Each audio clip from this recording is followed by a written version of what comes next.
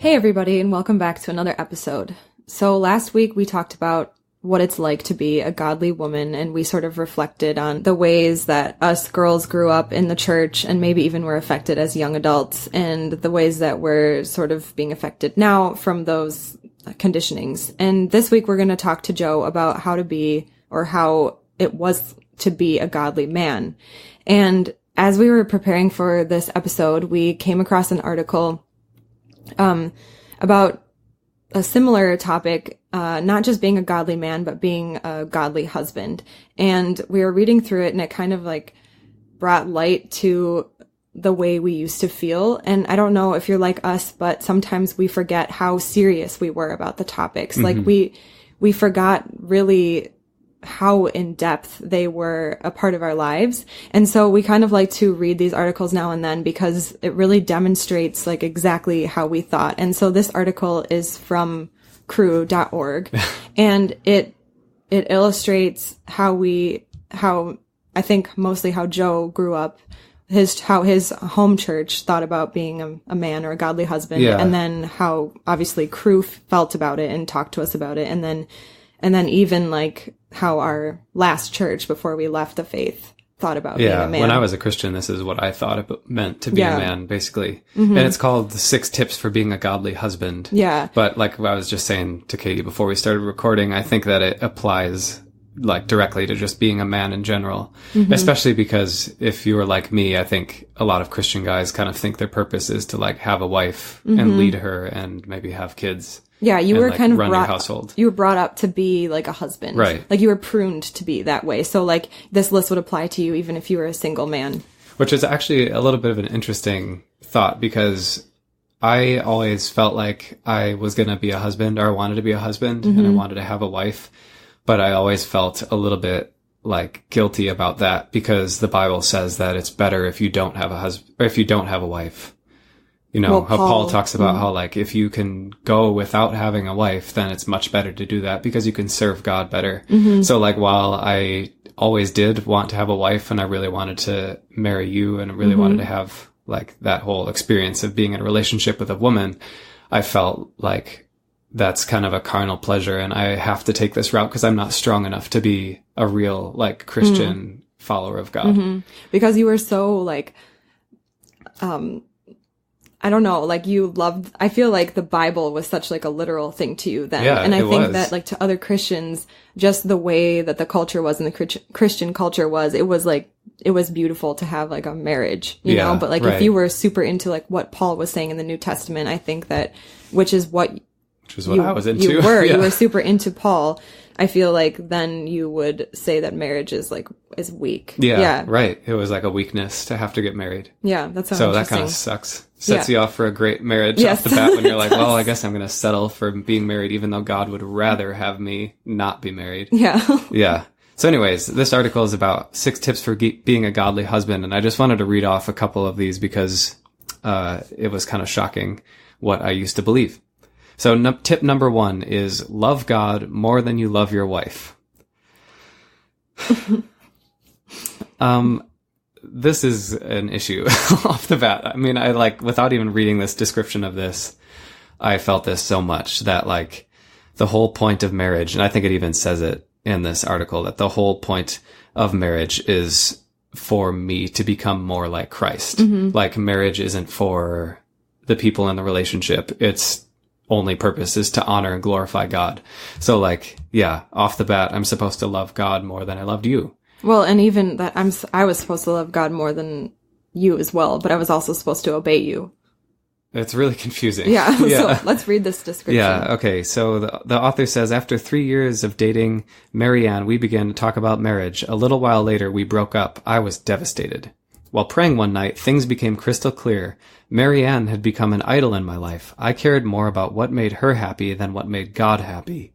It was as if God was saying, you will have no other gods before me, and if you put something or someone else in my place, I will remove it.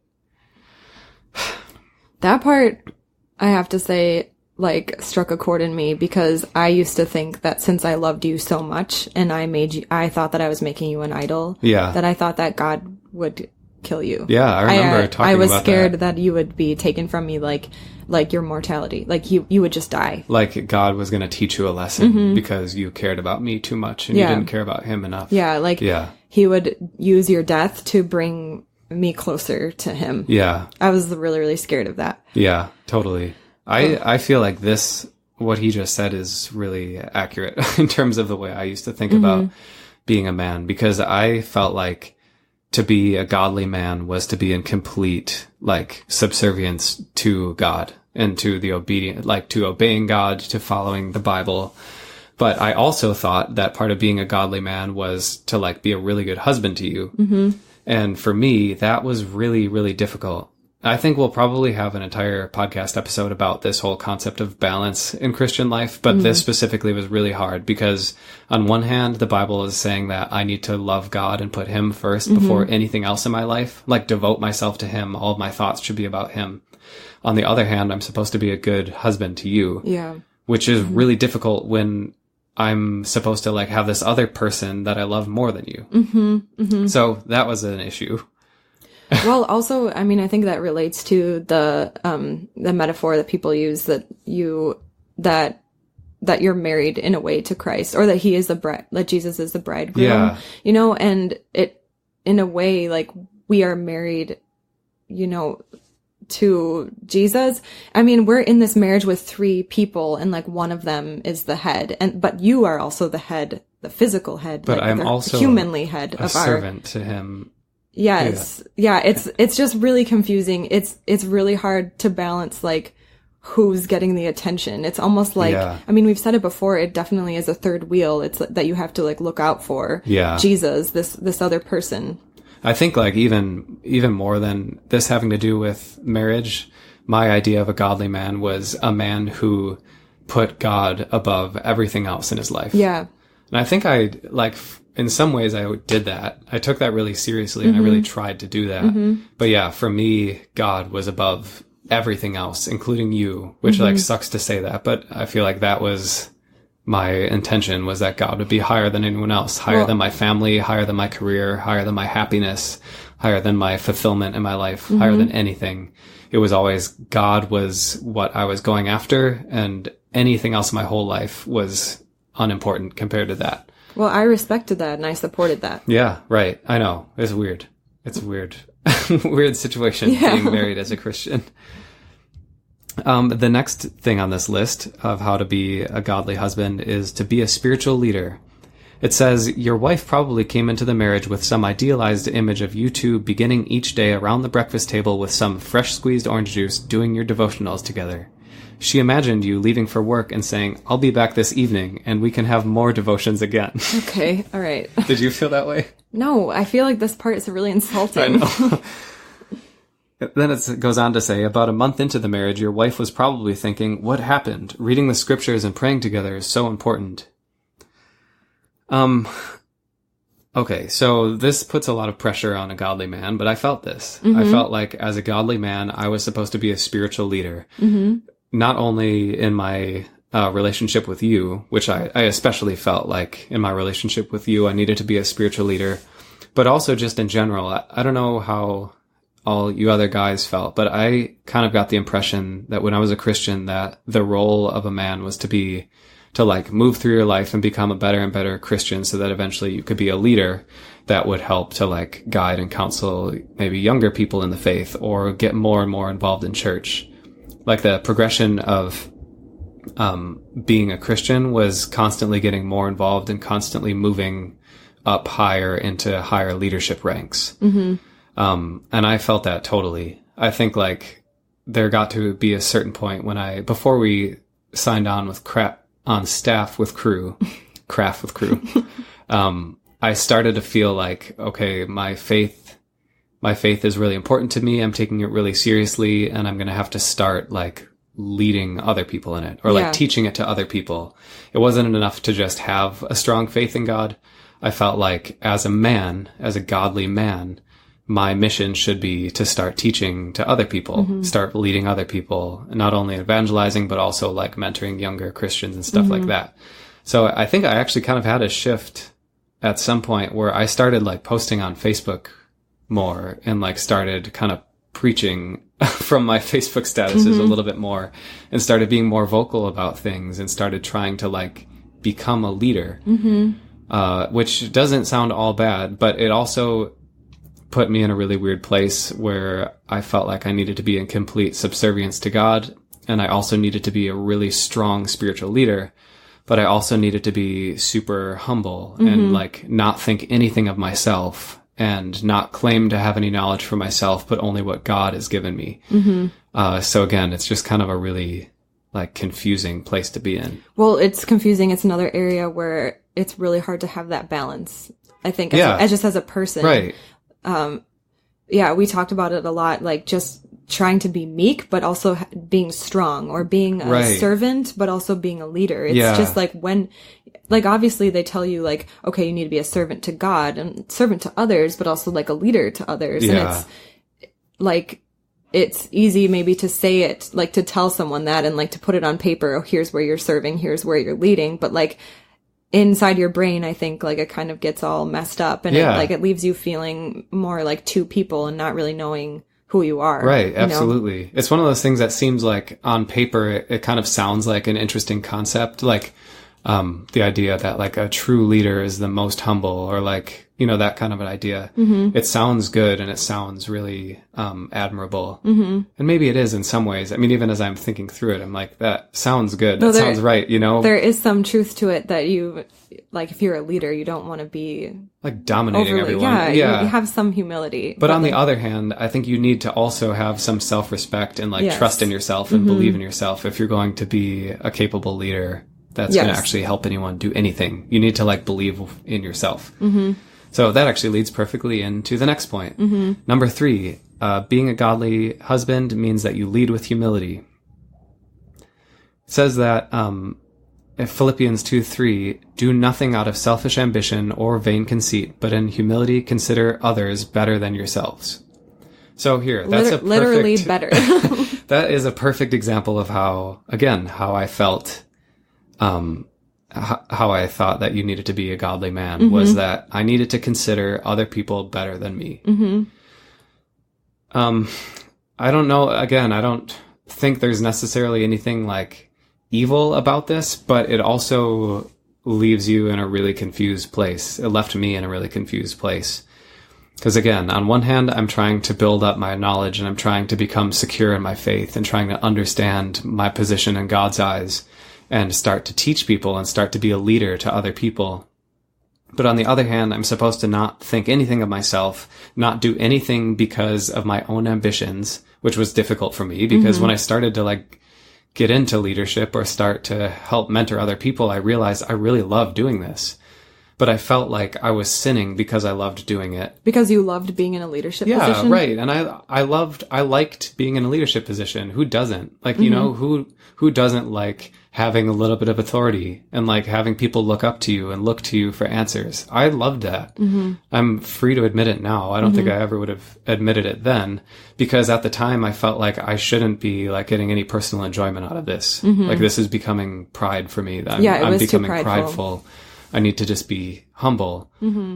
But then how do you be... But then how can I lead anyone if I'm like, if you're like so just like scared? Yeah, so scared, so meek, so like, you know, I don't know, like kind of that body posture of being like hunched down, like shoulders in and just like kind of like timidly looking out of the corner of your eye. You know, please, I'm not prideful. Please don't look at me. Exactly. I don't know. Like I think nothing of myself. I only think of God. But how do you lead from that place? And I'll teach you some stuff that I know. If you wanna feel the same way I feel. I'm nothing without Christ. But right. But come over here and I'll teach you, and you could feel this way too.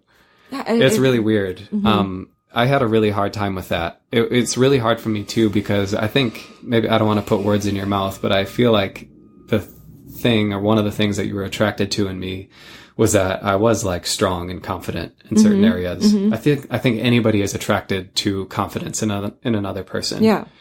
But I felt like I needed to be as humble as possible and as meek as possible and never do anything for my own enjoyment or my own ambition. And so I felt a big like disconnect there. I wanted to be an attractive person for you, and I wanted to be an attractive person for myself, like someone that I was proud of and could look up to. But on the other hand, I felt like I should be being like really meek and small and giving all of the glory to other people and to God. And I have to say it was attractive to me at the time, but like it was attractive because I was told that it should be attractive. And one of the things that we realized coming out of this was that I'm so much more attracted to you now that you don't have to be that way, that you don't have to, you know, give all of the credit to someone else. Of course. That you can be more confident and you're not serving anyone. Right. Like, I don't know, that doesn't mean that you're like so prideful now, but it like takes this shadow away from you. And like, I think that self-love is so attractive. Super attractive. And I never really had experienced it. I think that We've never seen anyone love themselves before. I think looking back, I have, but I didn't know what it was. And I was like, why is that person so confident? Yeah. Why am I so attracted to them? And I think it was because that they just loved themselves. Yeah, right. And I don't know, that was a big realization. Yeah. Like when that dropped off, I was like, wow, you're cool. Like, I like you a lot. Like, I like you like this. You seem free. You know, like not my own person. Yeah. I'm not because I was going to say there's a difference between serving other people, which I think is obviously really admirable and something that I'd love to do. And I think is really attractive in other people when they're serving, you know, they're humbling themselves and putting themselves maybe below other people in order to serve them. But that's different than your identity being someone who's less than everyone else, and your identity being someone whose main goal in life is to be essentially a slave to this authority that's over them. That's very different than a self-assured, confident, capable person who's an individual who chooses on occasion to like serve others. You know, that's a very different thing. And I think when I was Christian, I had a hard time differentiating between those two things. Well, and I think the Bible like calls you to the one that's like total devotion, total surrender in every breath. That's it's very different. So I felt like I needed to be totally surrendered, totally humble, totally small beneath everyone else, in order to be a godly man.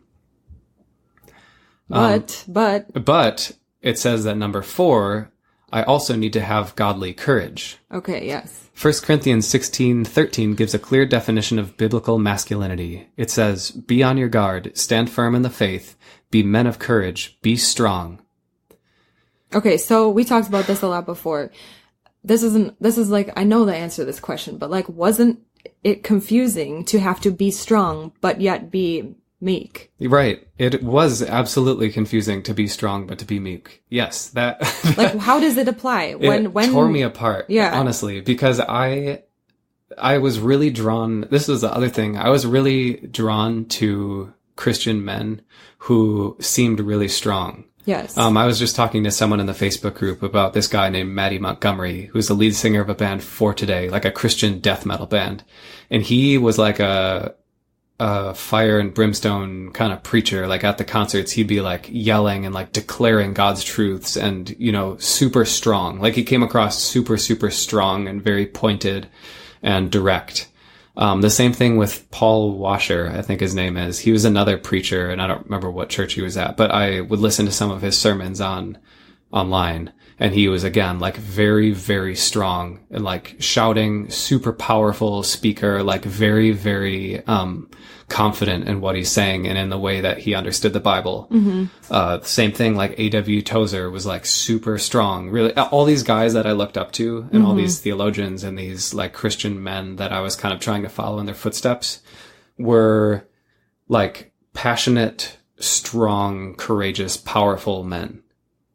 So on one hand, I aspired to be like those guys. That's how I wanted to be. Yeah. On the other hand, when I started to act like those guys, I started to feel like, whoa, I'm being really prideful. Okay. I need to like back it off. I'm being too much of like a showman, or I'm getting too much like personal, carnal, in quotes, enjoyment out of this because I really like the feeling of people like looking to me for answers, and I love giving them those answers. What did you think of those men? Did you feel that they were that way? I felt like those guys must have a better understanding of all this so that they can live in the balance between the two. Okay. I always felt like I was the odd one out who like couldn't understand how to live both as like a super powerful, confident, courageous, strong Christian leader, while also being a meek, humble, like everyone is greater than me type person. Mm-hmm. I don't know. I never could figure it out. I felt really confused, and that really bothered me. And I think like practically throughout my Christian life, I kind of swung back and forth between maybe two extremes. Okay. Yeah. And sometimes I would be really like preachy and really strong and feel like maybe even stronger in our marriage, in our spiritual walk together. And other times I would feel like, oh, I don't know anything. God is the only one who has the answers and the authority, and I should be more humble. So yeah, I don't know. I couldn't figure it out, but it really tore me up. I talked to you about it a lot back then. I talked to like the elders at my church about that. I talked to your dad about it a bunch. Like, just what is the balance here? Do you remember anything any of them said? I never felt satisfied in any way. It was like, you should pray to God and he'll help show you the balance. Okay. Or like, I feel like that is the answer that you get a lot of times that you have problems. Yeah, which is that answer is basically like, I don't know, and I don't want to try to help you figure it out. Go to your room and think about it more by yourself, and maybe you'll come to a conclusion. Well, it's more, I mean, to their credit, it's more like if you have one thing that you trust above all others, then why not go to it all the time? Oh, yeah, of course. But if it's not like directly speaking to you, it can be hard to be a young person who would just love some practical help. Yes. I always craved like actual practical advice. Like, how do I actually practically in 21st century America, with a job and a career and a wife and a family and a house and hobbies and interests, how do I live as a Christian? I always wanted practical advice, because God doesn't give you anything practical. Yes, well, the book is from 2,000 years ago, so it's not talking about you having a desk job, you owning a house, you know, having like a modern family, going out with friends to like Applebee's, and like, you know what I mean? You would always ask, we would talk about this all the time, you know, like, how am I supposed to live for God minute by minute, you know, day by day, if I'm just doing like this normal life that everyone else is doing? Like, everyone else goes to a job, a 9-to-5 job. Everyone else like mows their lawn. Everyone else like has to go, you know, visit their parents for like dinner and like, I don't know, like do yard work on the weekends, whatever. I can't, you know, just regular life.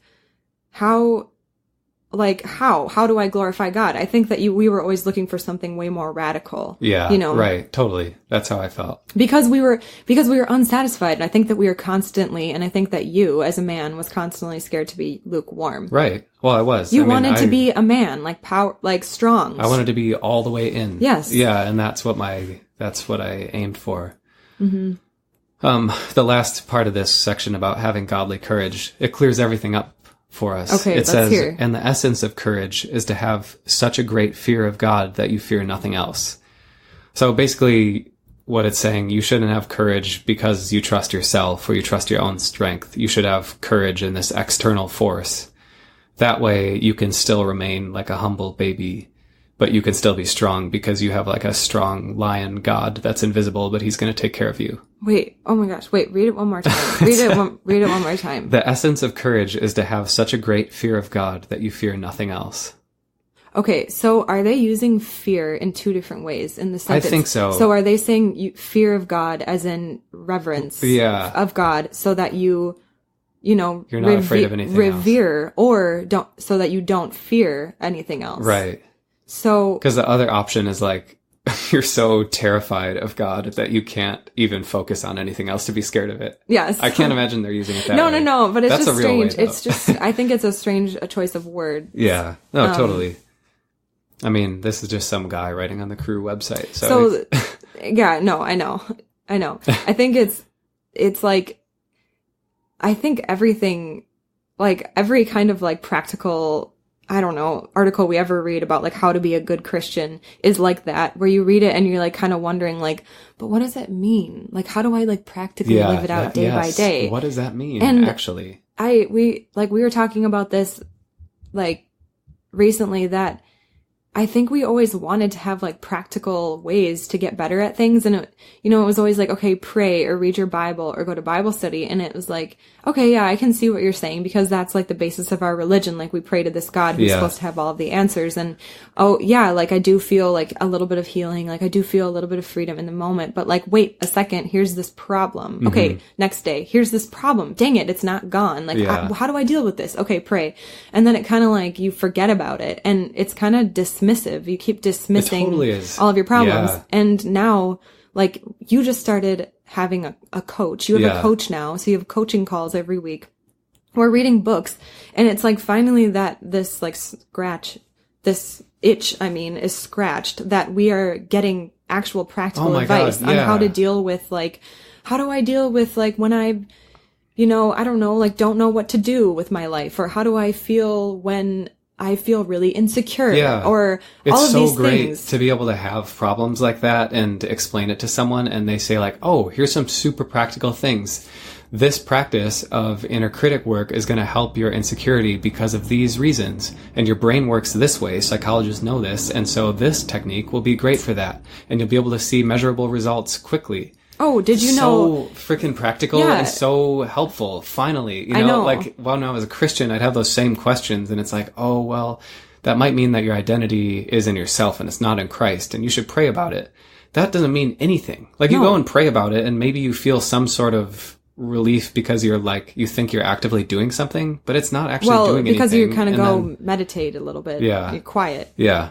That's a little bit of a tangent there. But yeah, it's so amazing that outside of Christianity now, when we have problems in our life, we can easily get super practical, actionable advice and like help for our problems instead of just dismissive, ambiguous, like instructions to go pray or go do whatever. Yeah, it's night and day. Night and day. Okay, next one. A godly husband needs to be a provider. It says the husband should bear the primary responsibility for the financial needs of the home. In fact, 1 Timothy 5:8 says, if a man fails to provide for his household, he is worse than a pagan. That is not the kind of reputation I want to have in the community. What the heck? So... All right, so once again, how do you feel? I'm so shocked. How do you feel with this? How did you deal with this pressure on you all the time? I expected, my whole life, I grew up to expect that this is how it was going to be. So it never felt like, there was never a time when I like heard this and had to all of a sudden take this pressure on. It just kind of like, from the time I was a little kid, I always knew that I was going to be the one who was like the provider for the household. So there wasn't a moment of pressure, but that pressure existed all the time. And I felt it. I felt it often. I felt like I needed to get a certain job because I needed to provide for the household. And I felt like even if I hate my job and like hate doing what I'm doing for 8 hours a day, it's my duty, my like eternal spiritual duty to do this work, because my job isn't to enjoy my life. My job is to provide for my family. So again, it kind of fits in with everything else that like, I need to set aside like my enjoyment, my fulfillment, my desires in my life in order to serve my higher calling, which is my calling to God. And in this case, it means I need to provide for my family. And I don't know. I don't think that there's anything wrong with one person in the relationship being like the primary moneymaker for the family. I don't think there's anything wrong with that. I think that there is something wrong with it always having to default to the man, and the man just having to deal with that pressure and not being able to like ask for help, you know? Yeah. And I think it's like bad when you're saying that like if you don't provide for your family, you're worse than a pagan. Yeah. What in the world is that all about? Because I feel like most Christians wouldn't think that's true. Is that like, is he talking about like if you abandon your family? No, It's all about context, Katie. Oh, okay. I'm sorry. Excuse me. But yeah, so that pressure was real and practical. And I think like the town and the society we grew up in, it's kind of expected that the man is the breadwinner. At least when we were younger, I think that stigma is changing a lot, like in the culture, but, not according to the Bible. The Bible is supposed to be the provider. I mean, the man in the Bible is supposed to be the provider. And that was what I expected of my life. Yeah. I feel like when we were talking, you said that, and this goes along with it, because you said that you always have to be extremely disciplined at all times. Oh my gosh, yeah. Like, how did that affect just your regular life? Like, how did that affect, like, having fun, or, I don't know. That is a good point.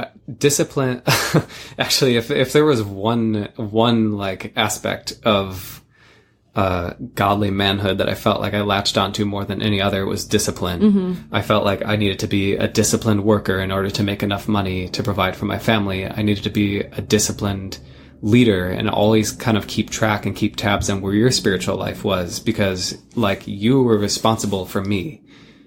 Vice versa. Sorry. I was responsible for you. You were like my duty to take care of you, you know? So I felt that pressure, and it's a lot of pressure.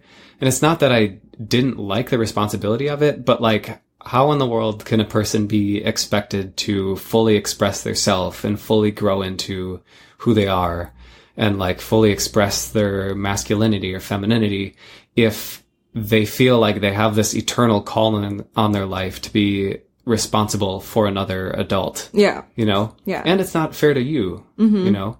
But yeah, discipline. I felt like I needed to be the most disciplined in my Bible study and in my prayer. Mm-hmm. I felt like a man was like a strong, unshakable force of discipline and of consistency and of like knowledge and all of that. All of those things are good traits, I think, but I think that they become toxic when that is what's like expected and required of you. Because when you fall short, as you inevitably will, and as I inevitably did, you don't just think, oh man, I should try to be a little better, or maybe I should adjust my schedule so that I can be more disciplined with this. Instead of that, you think, oh, I'm like awful. I'm sinning. My identity like is a Christian man, and I'm not living like a Christian. I need to pray and ask forgiveness to God for this sin that I've committed against him because I didn't read my Bible. And it's super toxic. Yeah, it's not like you're not responsible anymore for just your own spiritual health. You're responsible for mine, for like the woman's, you know, especially, I mean, in a marriage or like a relationship. That's like what that's expected. Yeah. Yeah. Well, and like if I say I got on a good streak of reading my Bible, if I missed a few days, not only did I feel like I was sinning against God because for whatever reason, I put a couple extra hours of sleep over him. Sleep was becoming my idol. So I wasn't reading my Bible. Felt awful about that. But in addition to that, I felt like, oh, now I'm like not an admirable man, and Katie isn't going to follow me. You're not setting an example. I'm not setting an example. I always felt like I needed to be setting an example for you. And that's just in our home life. Once we got into staff with crew, and I had like several younger college students that I was discipling and working with, that level of pressure went through the roof. Because, you know, the Bible says that like we should follow Paul as he follows Christ. And like for me, I felt like I'm following Matty Montgomery as he's following Christ, or those kids at crew, they're following me as I'm following Christ. And so me missing a few days of Bible study, maybe that's not a big deal. But at the time, it felt like this is a huge deal. I'm letting myself down. I'm letting God down. I'm letting Katie down. I'm letting the guys down who are following me. I'm like not being an example Christian. And I need to repent for that. And I felt that pressure. It crushed me, you know? I know. Discipline was a huge like issue. We talked about it a lot. Yeah. Would you say there's a new daddy in town? A new daddy in town. I'm my own daddy. Disciplined daddy? Okay, I was waiting forever to say that joke. Oh my gosh. You're just saving it up for so long. Okay. So all of this stuff was just a crap ton of pressure all the time to be a certain way. Like we were saying earlier, I felt like on one hand, I had to uphold my image as a Christian leader. I needed to be super disciplined and really consistent with my Bible study, because not only was my own spiritual life dependent on it, so was yours, so was the kids who I was leading in crew. And it just became really toxic. It's impossible to maintain perfect consistency in like anything, you know, and especially in this, when you're trying to read like the most boring book ever, every day, same thing over and over again, it's inevitable that you're going to miss some days and that you're going to slip up, or that you're going to like look at porn one day and then feel awful about yourself. And each of those things took such a toll on my view of myself. Like, it really cut down my identity. It wasn't just a little mistake. It like cut me to the core of who I thought I was. And just kind of further perpetuated the low self-esteem, low self-worth view of myself that I had. Mm-hmm. Yeah. Speaking of self-esteem, self-worth, let's talk a little bit about emotions and kind of how they played or didn't play a role in your Christian life. Like, do you think that it was acceptable for you to have emotions? If they were the right emotions, mm-hmm. yeah. I felt that anger was, for the most part, was sinful, mm-hmm. because I felt like it was, it was like negative, and it was violent, and I should be slow to anger, and I should be loving and peaceful and mm-hmm. kind. Unless it was like something super Christian or super like unchristian that I was mad about. Oh, yes. Like if somebody was doing a really bad sin, then it was maybe good for me to be angry. Well, like that's why I think like some Christians think it's okay to be angrily protesting like abortion. Yeah. Like, or right. like clinics because they feel the right to that's like where anger is deserved. Yeah. And then it's holy anger or something. I felt like it wasn't right for me to worry. I felt like worrying as a man was sinful because... Oh yeah, I didn't know this.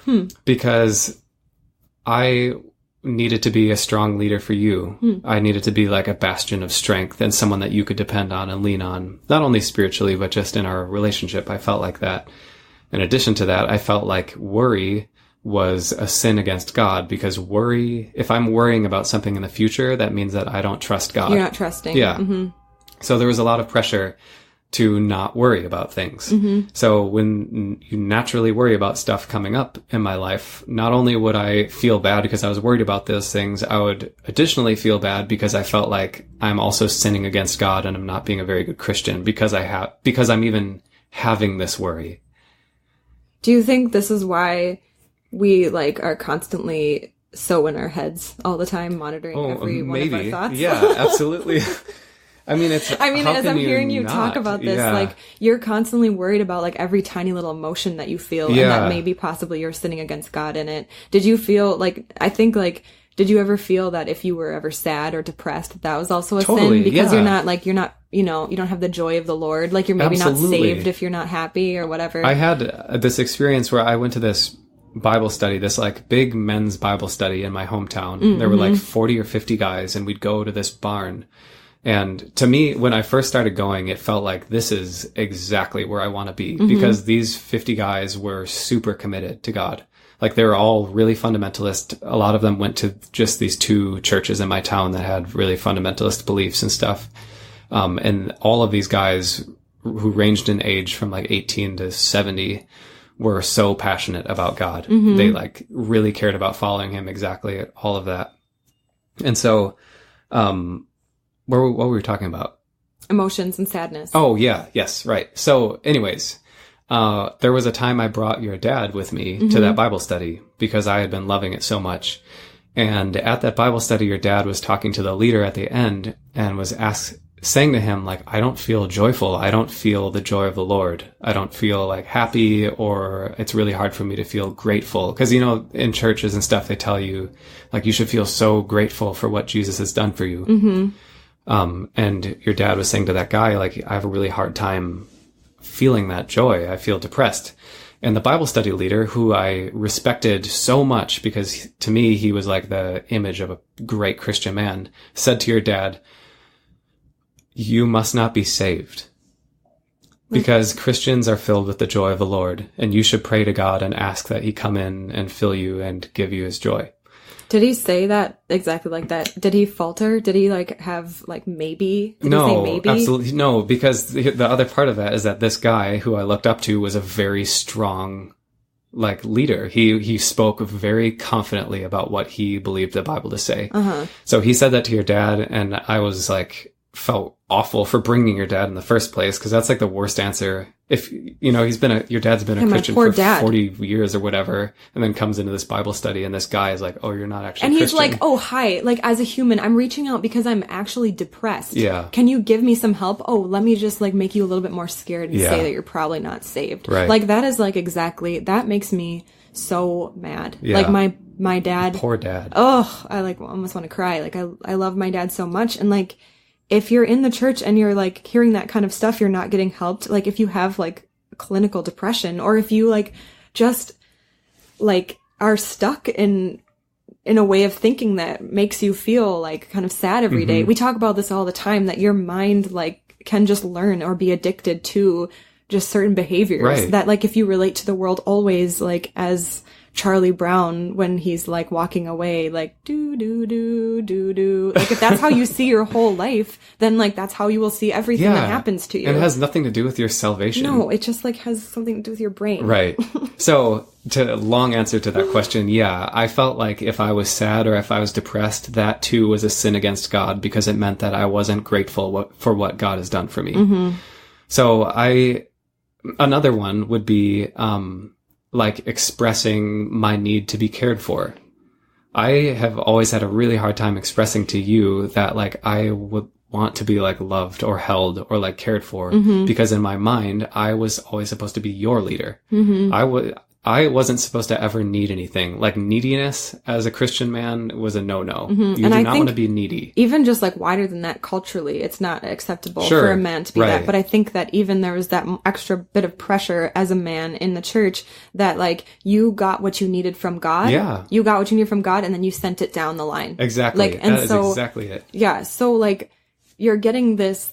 What are you getting from God? Like now we know that we weren't getting much. You know what I mean? Like, and well, that's the frustrating thing. And like, thing. at least I have you who's giving me a physical, attention. You hug me, give me real advice, like all of that. And and it's not that we didn't ever like talk, or I didn't ever give you love. Yeah. But like where you, I don't know, where you like went to, like the source of where you went to get that was God. And you didn't think of coming to me and telling me spilling all of your problems, because that would be weak. Right. That's what I felt. If I were to come to you and like spill my worries to you, or come to you and be like, I feel so just like down today and I really just need like love.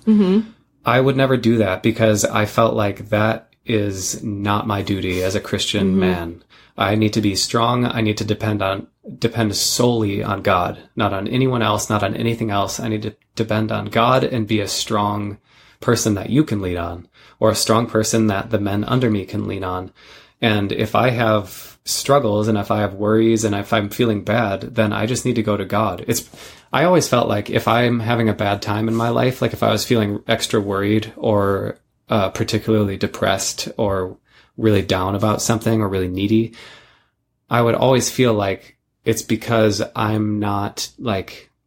wasn't consistent enough reading my Bible, and so I haven't been meditating on the Word enough, and that's why I'm feeling bad. Or like my prayer life is off, and that's why I'm feeling bad. Or I've been struggling with lust a lot lately, and that's why I'm feeling so bad. It's like it's evil from the world that's getting in and messing me up, and that's why I'm feeling so needy. And so anytime I had any problem as a Christian man, I felt like it's my fault. I need to go back to God. And it's exhausting. Oh, it's so you were so exhausting. fundamentalist. I totally was. You were, and you were an amazing leader in Christ. Oh my gosh. It almost killed me. And it almost killed us, Yeah, totally. And it's so frustrating now. And like looking back at it all now, it makes so much sense why at this point in my life, I feel like I need to unlearn living my life out of my brain so much. Like, being so caught up in my thoughts all the time, and being so guarded of my words all the time, and being so guarded with what I share with you or with other people, and so guarded of what feelings I'm allowed to feel. It was just so constricted. Yeah, exactly. I needed to force myself into this really unnaturally small box so that I was subservient and humble before God. But I also, within that box, needed to be a really strong and courageous and powerful leader and lead people. And also, if I had any questions with that, I couldn't really go many other people for it. Or if I did go to other people, they would just direct me back to God. So that wasn't super helpful. It's just a crazy, constrictive, binding, confusing, dark, lonely place to live your life from. Yeah, it is. It's so crazy.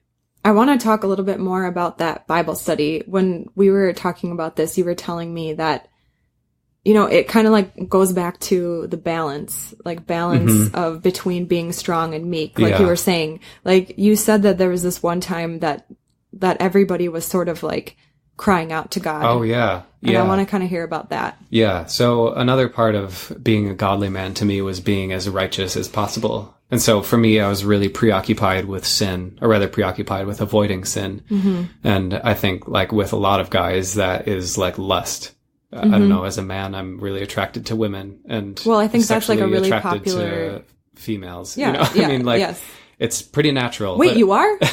But at the time, it felt super unnatural. Like any feelings I had of attraction towards a woman, I felt like it was my evil, carnal side of me that was trying to come through and derail me from my Christian walk. Mm-hmm. So that in and of itself is like a nightmare scenario where I'm just constantly fighting against my own nature, thinking that my natural biological instincts are evil and sinful, and constantly having to push that down. That's another topic.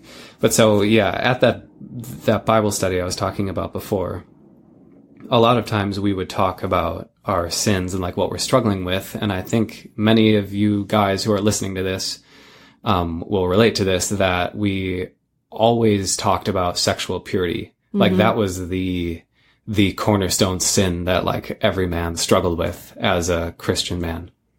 And there was one Bible study time, which this was probably pretty close to the end of our time in Christianity. Because I remember going to that Bible study, and we always had a prayer time. And during this prayer time, a lot of the guys would get down on their knees and like bow down in this barn. We'd all be on our knees on the concrete floor praying to God, and all like taking turns praying out and stuff. And I remember specifically looking around during the prayer, and someone was praying and they were weeping and crying to God to help them with their sexual sins. Wait, but is that guy not saved because he's feeling sad? It's confusing. The rules change whenever you want them to. Oh, okay. So, all right. Yeah. All right. So, I opened my eyes and I was looking at this guy as he was praying, and I was looking around and seeing all these other guys bent over, like weeping and on their knees. And I thought to myself, every week we do this. Every single week. Yeah. All 50 of us are on our knees, literally on our knees on this cold concrete floor, crying out, like literally crying out to God, sometimes shouting and like weeping out loud in these really like expressive, drastic ways, because we're so passionately wanting to follow Christ. And we're asking God to save us from our sins and take these sins away from us. And looking around that room, for some reason, something clicked where I thought, I do not admire these men. Yeah. I don't admire these guys. They're in their 40s and 50s, and some of them older, and they have families and they have these Christian legacies behind them. And like, as a human, as a person, as a man, a masculine man, I do not respect these guys who are like weeping on the floor to this invisible God to give them assistance so that they can stop looking at porn on their computers. Yeah. It was so freaking like pathetic. Yeah. And it was, I don't know why it dawned on me at that point, but I had been that way. My whole Christian life, I had been that way. So pathetic. Mm-hmm. Like, instead of me going and like actually getting help with the things that I struggled with, I would just always think, oh, woe is me. I'm struggling with this sin again. Oh, I am not a very good Christian. I need to pray more. Over and over. Same sin. The same sin. And these guys same are struggling cycle with the same sexual purity issues for 30 years, crying out to God over and over again. And I just felt like I do not want to be like these guys. If I remember thinking, if I get to be 50 years old and I am in the same position where all these guys are right now, I am going to, like, what will I have done with my life? That's some good insight. Yeah. And I stopped going to that Bible study then. Was that the last time? Yeah, because it was just such a rude awakening. I could never see it in the same way again, because up until that point, I had gone to that Bible study and I observed the other guys like crying out and being so emotionally taken over by their devotion to Christ and them bowing down and stuff was so moving to me and so admirable to me. And I loved it. I felt like this is who I need to be as a man, is like totally surrendered to God. But that night, for whatever reason, I just felt like this is not admirable. What am I doing? And was it more than just like not being admirable, but like how are we going to change? Or like who's free from this? Well, so that's another part of it that led to my deconversion down the road, but was that I realized that these men had been outstanding Christians doing everything right. And they've been praying to God for years to help them stop looking at porn on their little computers. And God can't even help them with that. Yeah. So that is kind of a separate issue, but that was a big deal because I was like, what the heck, God, like you command us to be holy and I want to be holy so bad. And every freaking day I'm praying to you multiple times a day, begging you to help me to be holy. But for some reason you're just like not helping me or you're testing me every day. And like, it's the thorn in your side. Yeah. It's just like so stupid and confusing. And I don't know, at a certain point, I feel like I just woke up and looked around and I saw these guys who in my mind were these strong, powerful Christian men. And I realized you guys are not strong. You know, it wasn't as clear cut as that at the time. It's easy for me to look back on it now and say, this is what I thought. But like at the time it was just like, oh, I don't want to be like these guys anymore. I'm headed down a weird path. If I keep going to this Bible study and if I keep relating to God and to my own life in that way. I think that's a thought we had recently, and I wrote down in my note that I'm glad I don't have to be a loser anymore. Yeah, totally. Oh my God, that's what it is. I felt like I was called to be a leader and be strong and be a powerful person that you would be inspired to follow and other people would be inspired to follow. But I also felt like I was commanded to be a loser in the eyes of the world. And I could never reconcile how to do both of those things. Yeah. It's like impossible. It is impossible. It's impossible. It's impossible. Yeah. So all that being said, I don't know if you had any other questions or not, but I feel like that is a pretty good summary of the turmoil of trying to be a Christian man in this very real, practical world that we live in. No, I mean, it's like, even hearing you talk about it, like, I really enjoyed this conversation today because I like forgot a lot of these things that you remembered. And what's really cool is knowing you then and knowing you now and the freedom that you have and just how you've become truly yourself. Oh my God. And just like a regular person. Like you're just able to be a person now, you know, not like try to fit into any role. You can be strong still. Like you can be masculine. You can be feminine. You can be whoever you want to be. I don't know. I can just be. Yeah. Finally, I can just be. We can figure out who you really are, like what your strengths really are. I don't know. It's been such an incredible, beautiful process since leaving the faith. Like learning about the different options and deciding for myself what masculinity means to me. And for me now, masculinity means freely expressing the deepest parts of who I am in every moment. That's so beautiful to me. There's nothing, I'm not holding anything back. I'm not scared to express things because I might be sinning against my invisible God. I'm not afraid of the things I struggle with. The mistakes I make, I don't consider those things eternal sins against my creator. I just made a mistake and my mistakes are great because I learn from them and I can change my ways in the future. And you know what? I have the power to change how I act and I have the power to change how I think.